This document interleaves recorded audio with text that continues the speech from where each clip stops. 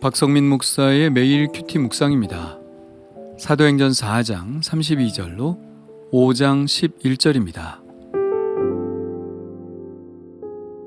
믿는 무리가 한 마음과 한 뜻이 되어 모든 물건을 서로 통용하고 자기 재물을 조금이라도 자기 것이라 하는 이가 하나도 없더라.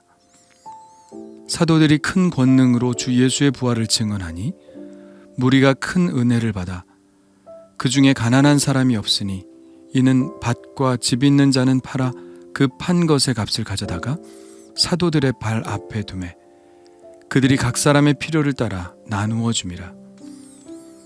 구브로에서 난 레위족 사람이 있으니 이름은 요셉이라. 사도들이 일컬어 바나바라 번역하면 위로의 아들이라 하니 그가 밭이 있음에 팔아 그 값을 가지고 사도들의 발 앞에 두니라. 아나니아라 하는 사람이 그의 아내 삽비라와 더불어 소유를 팔아 그 값에서 얼마를 감추매 그 아내도 알더라. 얼마만 가져다가 사도들의 발 앞에 두니 베드로가 이르되 아나니아야 어찌하여 사탄이 내 마음에 가득하여 내가 성령을 속이고 땅값 얼마를 감추었느냐. 땅이 그대로 있을 때에는 내 땅이 아니며 판 후에도 내 마음대로 할 수가 없더냐. 어찌하여 이 일을 내 마음에 두었느냐. 사람에게 거짓말한 것이 아니요 하나님께로다. 아나니아가 이 말을 듣고 엎드러져 혼이 떠나니 이 일을 듣는 사람이 다 크게 두려워하더라. 젊은 사람들이 일어나 시신을 싸서 메고 나가 장사하니라. 3시간쯤 지나 그의 아내가 그 일어난 일을 알지 못하고 들어오니 베드로가 이르되 그 땅 판 값이 이것뿐이냐 내게 말하라 하니 이르되 예 이것뿐이라 하더라. 베드로가 이르되 너희가 어찌 함께 꾀하여 주의 영을 시험하려 하느냐. 보라 내 남편을 장사하고 오는 사람들의 발이 문 앞에 이르렀으니 또 너를 메어 내가리라 하니 곧 그가 베드로의 발 앞에 엎드러져 혼이 떠나는지라. 젊은 사람들이 들어와 죽은 것을 보고 메어다가 그의 남편 곁에 장사하니 온 교회와 이 일을 듣는 사람들이 다 크게 두려워하니라. 아멘. 초대교회의 은혜로운 모습들이 계속해서 그려집니다. 이미 2장에서 예수를 믿는 사람들이 다 함께 있어 모든 물건을 서로 통용하고 또 재산과 소유를 팔아 각 사람의 필요를 따라 나눠주며 날마다 마음을 같이하여 성전에 모이기를 힘썼다는 이야기를 했었죠. 오늘 본문에도 같은 이야기가 거의 반복되듯 나옵니다. 믿는 무리가 한 마음과 한 뜻이 되어 모든 물건을 서로 통용하고 자기 재물을 조금이라도 자기 것이라 하는 이가 하나도 없었습니다. 그리고 그들이 구체적으로 어떤 식으로 자기의 재물들을 나누었는지에 대해서도 말씀하고 있는데요. 그 중에 가난한 사람이 없으니 이는 밭과 집 있는 자는 팔아 그 판 것의 값을 가져다가 사도들의 발 앞에 두매 그들이 각 사람의 필요를 따라 나누어 주었습니다. 우리들의 관심을 끄는 것은 그들이 자기의 재산을 다 팔아 공동으로 소유했다는 것에 있습니다. 지금 대부분의 성도들은 이러한 일들이 일어났다는 사실에 대해서 경외감을 표시하죠. 왜냐하면 이것은 지금 성도들의 관점에서 볼 때 거의 불가능한 일이기 때문입니다. 그리고 이러한 말씀은 무엇보다도 많은 성도들에게 죄책감을 주죠. 그들은 그렇게 살았는데 나는 그렇게 하지 못하니 참 그리스도인이 되지 못하는 것 아닌가, 이런 생각을 하게 합니다. 이런 생각은 예수님의 말씀에 의해 더욱 굳어지죠. 예수님이 이렇게 말씀하셨습니다. 이와 같이 너희 중에 누구든지 자기의 모든 소유를 버리지 아니하면 능히 내 제자가 되지 못하리라. 이런 관점에서 본다면 우리 중 아무도 예수님의 제자라고 할 수 있는 사람은 없을 것입니다. 또 이 말씀보다는 우리가 더 잘 아는 부자 청년의 이야기도 우리의 죄책감에 불을 붙이죠. 내게 아직도 한 가지 부족한 것이 있으니 내게 있는 것을 다 팔아 가난한 자들에게 나누어 주라. 그리하면 하늘에서 내게 보화가 있으리라. 그리고 와서 나를 따르라 하시니, 우리 중에 거의 아무도 가진 것을 다 팔아 주님을 따르는 자는 없습니다. 그러니 우리는 자격이 없는 것 아니냐는 생각이 늘 따라다니면서 우리의 죄책감을 자극하죠. 그러나 우리는 오늘의 말씀을 단지 재물이나 소유의 관점에서 바라보는 것은 옳지 않다고 봅니다. 재물이나 소유를 나누는 것보다 더 중요한 게 있죠. 사도행전 2장에서도 중요한 것은 바로 이런 구절들입니다. 믿는 사람이 다 함께 있어 날마다 마음을 같이 하여. 함께 마음을 같이 한다는 것이죠. 오늘 말씀에도 그런 구절이 등장하죠. 믿는 무리가 한 마음과 한 뜻이 되어. 이 구절들에서 볼 수 있는 것처럼 그들이 자신의 소유를 나눈 것의 근거는 그들의 공동체성에 있습니다. 그들은 서로 사랑했고 서로를 아끼는 마음이 마치 자기 자신을 아끼듯 했다는 것이 중요하죠. 물질의 나눔은 바로 이런 공동체성에서 출발합니다. 그들은 서로 모여 교제하면서 어떤 이의 어려운 사정을 들었을 것입니다. 그래서 어떤 사람들은 기꺼이 자신의 것을 팔아 어려운 사람의 처지를 도왔겠죠. 이런 마음의 나눔들이 점점 번져갔을 것입니다. 서로의 사정에 공감하고 또 그런 나눔에 감동하여 너나 할 것 없이 이런 귀한 일에 동참을 했겠죠. 그런데 우리가 잘 보아야 할 것이 있습니다. 그들은 그리스도인의 제자 공동체에 들어오기 위하여 자기의 소유를 다 팔아야만 하지는 않았습니다. 그런 규칙은 없었습니다. 이런 것들은 그리스도인들의 전적인 자발성에서 나온 것입니다. 앞서 예수님께서 그렇게 말씀하신 것도 제자의 자격에 대해서 말씀하신 것은 아닙니다. 누구나 다 그렇게 해야 제자가 될 수 있다는 자격 요건으로 말씀하신 것은 아니란 것이죠. 예수님은 우리가 예수님으로 인해 거듭나고 공동체를 형성하여 서로 사랑하는 삶을 살게 되면 그런 자발성이 나타나게 될 것이라고 말씀하신 것이죠. 우리가 우리의 소유를 팔아 가난한 자들에게 나누어 준다든지 교회 공동체를 위해 헌신한다든지 하는 것은 전적으로 은혜에 기초한 자발성으로 이루어지는 것입니다. 이러한 은혜와 자발성이 아니라 율법적인 계율이라면 초기 기독교 공동체는 요즘 가끔 보이는 이단과 사이비 단체와 같은 모습과 크게 다르지 않았을 것입니다.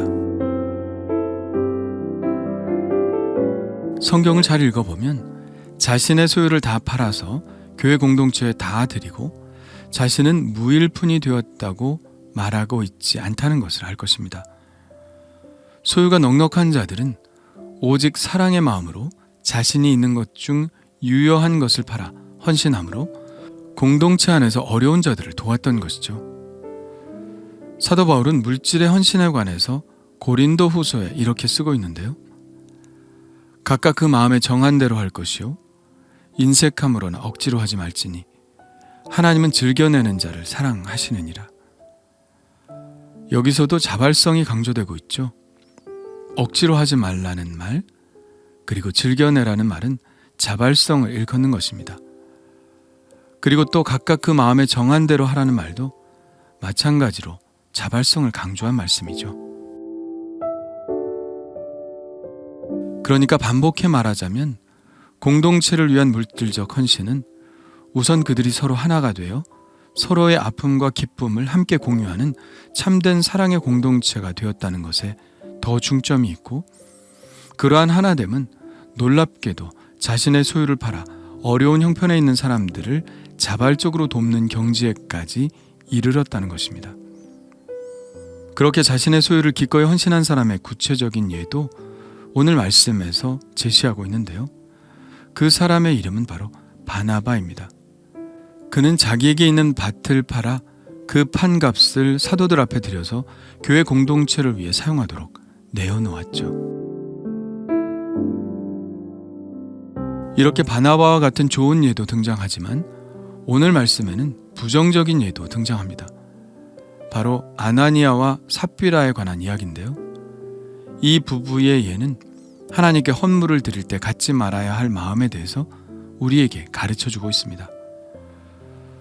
헌금은 앞서 말한 것처럼 하나님에 대한 사랑, 혹은 교회 공동체에 대한 사랑, 아니면 공동체 구성원들에 대한 긍휼한 마음에서 비롯되어 자발적으로 드리는 것이 되어야 합니다. 그런데 아나니아와 삽비라의 경우에는 그런 선한 동기에서라기보다는 자기 과시를 위해 드린 측면이 많았다고 보여집니다. 이 부부가 형벌을 받은 것은 다 드리지 않았기 때문이 아닙니다.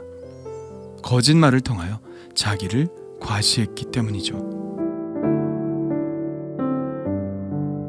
다른 사람들이 그렇게 하는 것을 그들은 보았겠죠. 그렇게 헌신한 사람들이 칭송을 받고 존경을 받는 것도 그들이 보았을 것입니다. 자기들도 공동체 안에서 그런 인정을 받고 싶었겠죠. 그래서 그들도 결단을 해서 자기의 소유를 팔았습니다. 그러나 그들의 행동은 자발성이기보다는 자기를 드러내고자 하는 욕구에 의해 떠밀려진 측면이 있기 때문에 결코 자발적이라고 할 수 없죠. 그러나 설사 그렇게 했다 하더라도 솔직하게 일부를 드린다고 했다면 아무 문제도 없었을 것입니다. 그러나 그들은 성령님을 만홀히 여겼고 성령님을 속이는 것이 가능하다고 생각했습니다. 그들은 자신들이 행한 것보다 더 많은 칭송을 얻고 싶어 했습니다. 그래서 그들은 거짓말로 자신의 헌신의 정도를 과도하게 치장했죠. 그러나 하나님은 속는 분이 아니시죠. 그래서 그들에게 형벌을 내리셨습니다. 이 사건을 보면서 우리는 이건 좀 과한 처사가 아닌가 하는 생각이 들기도 합니다. 그러나 그 처사가 과하다 아니다 하는 판단은 우리가 하는 것이 아니죠. 하나님께서 하시는 것입니다. 시편은 이렇게 고백하고 있죠. 여호와여 주는 의로우시고 주의 판단은 옳으니이다. 이들이 이런 형벌을 받게 된 가장 주요한 원인을 우리는 잘 알고 있습니다. 적게 들여서도 아니고 그들 자신들을 위해 돈을 얼마를 남겨놓아서도 아닙니다. 그들의 치명적인 잘못은 성령님을 속이려 했다는 것에 있습니다. 그들은 사도들을 얼마든지 속여 먹을 수 있는 사람으로 여겼습니다. 사도들의 영적 권위를 인정하지 않았죠. 아마 그들이 계속해서 이런 식으로 공동체 생활을 했다면 그들은 결국 믿음에서 떨어져 나갔을 것입니다. 왜냐하면 자신들이 얼마든지 속여 먹을 수 있는 하나님을 믿을 이유가 없기 때문이죠. 이 사건은 이제 막 시작한 초대교회 공동체에 지엄한 경각심을 심어주었을 것입니다. 이것은 성도들에게도 또한 사도들에게도 동일한 경각심을 주었겠죠. 재물이 많아지게 되면 시험에 들 수 있습니다. 이것은 사도들에게도 마찬가지의 유혹이었을 수 있습니다. 사탄이 예수님을 유혹한 첫 번째 유혹이 바로 물질의 유혹 아니었습니까? 사탄이 예수님께도 그랬다면 사도들도 예외는 아니었겠죠. 결국 초대교회는 예수님께서 받으셨던 이 첫 번째 물질의 유혹을 잘 물리친 것입니다. 그래서 성도들도 또 사도들도 절대로 앞으로는 하나님을 속이고 개인적으로 공동체의 물질에 손을 대는 일은 없었을 것입니다. 여리고성을 정복하고 나서 첫 승리에 도취된 여호수아의 군대가 아이성에서 실패한 이유가 무엇입니까? 아간이 개인적으로 전리품들을 챙겨 숨겨놓았기 때문이 아닙니까? 이 사건으로 첫 승리의 기쁨으로 들떴던 이스라엘 공동체는 큰 위기에 봉착하죠. 초대교회도 하마터면 이럴 뻔했습니다. 아나니아와 삽비라로 인하여 초대교회 공동체는 자칫 와해될 수도 있었을 것입니다. 그러나 하나님께서는 스스로 이 문제를 해결하셨죠. 하마터면 넘어졌을지도 모르는 초대교회를 물질적 유혹으로부터 지켜주신 하나님의 은혜의 손길이었습니다. 우리는 늘 유혹을 받습니다. 내 모습보다 더 인정받고 싶은 욕구가 있습니다. 또 물질의 유혹도 받습니다. 그러니 오늘도 이런 유혹으로부터 지켜주시기를 위해 기도합니다. 하나님의 선한 공동체 안에서 형제와 자매를 사랑하고 자발적 헌신으로 교회 공동체와 성도들을 섬기기를 기도합니다.